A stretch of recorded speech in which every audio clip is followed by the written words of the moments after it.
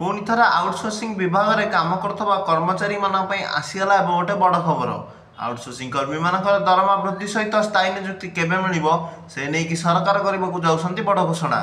तेज outsourcing कर्मी मान कौन आसी बड़ खबरटी स्थायी नियुक्ति और दरमा वृद्धि केवे हम चलतु भिडियो मध्यम जाना।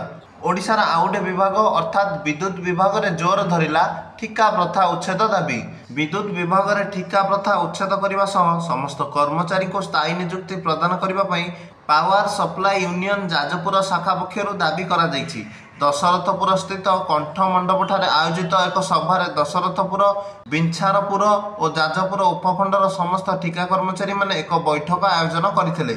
से बैठक में मुख्य दाबी गुड़िक रही कि विद्युत कर्मचारी को खूब शीघ्र स्थायी नियुक्ति दि जाऊ एवं ठिका प्रथा को उच्छेद करा जाऊ। तेबे जदि आम देखा जा प्राय सबुदिन किसी ना कि गोटे आउटसोर्सिंग कर्मी मानू नहीं खबर मिलूँ।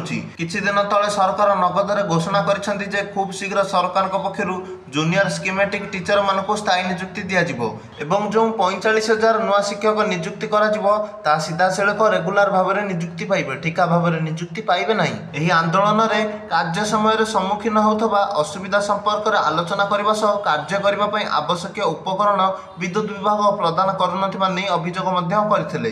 अन्यपटे वर्ष वर्ष धरी विद्युत विभाग में ठिकार काम करुथिबारु यथाशीघ्र विद्युत विभाग और राज्य सरकार से स्थायी नियुक्ति प्रदान करने को दाबी होता।